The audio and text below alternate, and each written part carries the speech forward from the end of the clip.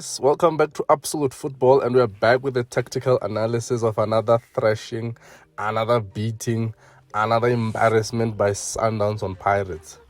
Stats are like a bikini, yes, but in terms of Pirates, they are indeed short. Nothing to see on their end. No goalkeeper saves, just the one on target being the consolation. An utter dominant display by the only team in the league playing football. Pirates lined up in a 4-2-3-1 just like in their previous game. They made some interesting changes in bringing on Musele and Makubela, who've not played much recently, to a fast-paced game like this. Sundowns were in their 4-3-3 on paper. Nascimento started the game after coming on as a sub against Baroka. But before we break it down, kindly hit the subscribe button if you enjoy the analysis. As mentioned in the previous analysis of the Pirates vs TS Galaxy game, Pirates build up in a 3 with Nda, Nyauza and Marco. Sundowns noticed and planned against this and matched that by going with Deruk, Nascimento and Kekana in defense. This was to keep Hoto with his pace at bay. With Lakay now also playing as a wing back, he would help overload that side of the pitch, and he now was able to form part of the triangles with Mkulisi and Zwane. This sort of movement was too much for Pirates to keep up with, hence being caught napping with the third man runs. In the first half, Pirates did match the tempo and pressing of Sundowns.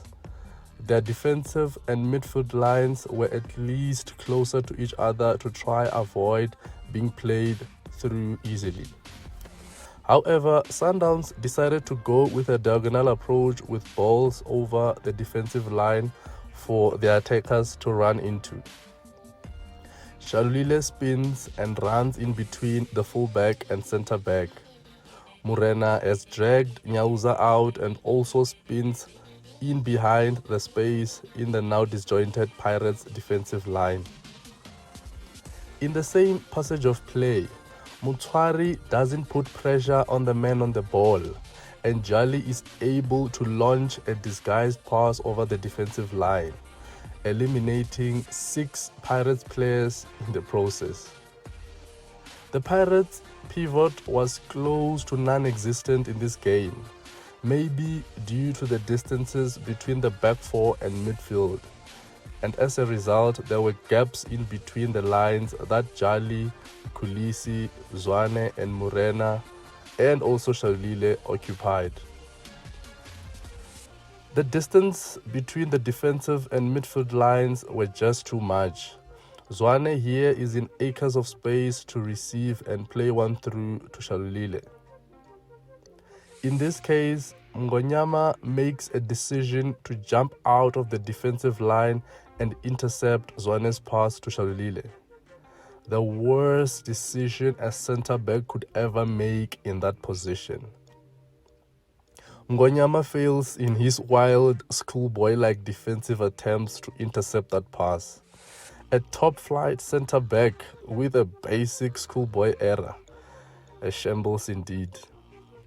Sundowns also identified how Marco's height could be a positive on crosses and set pieces. Lakay whips in one at the far post for Morena, who should really have done better in this case. On the set pieces, Coach Rulani did mention how much work Steve Compella invested in studying Pirates on set pieces. Here, a 2v1 and a mismatch at the far post. Pepra against Nascimento and Shalulile. Pirates deployed a zonal marking approach in defending corners. As you can see, no man marking in the box. A clear zonal approach. The marking in set pieces left a lot to be desired from Pirates. No one knew what to do or how to react, which is why you also found men ball watching or caught flat-footed. Imagine 3 men of the house being afraid to take responsibility in the box. Bana ba fedile ka nnete. Pirates were looking to catch Sundowns in transition on the counter with balls in behind for Hoto to run onto.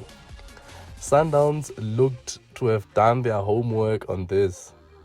Gegana caught for pace, but the Rook provides cover and cleans up, leaving nothing on the floor. So calm and smooth in cutting out danger. The eights and Coetzee behind would provide balance and a shield of protection against any counterattacks if possession was lost in the attacking half. Defeat number 5 at the hands of one team in a space of a year. This sport is really not fair on other kids, eh? But in summary, a well-coached team looked like a coached team on the field. Otherwise, thanks for watching. Till next time. Cheers, guys.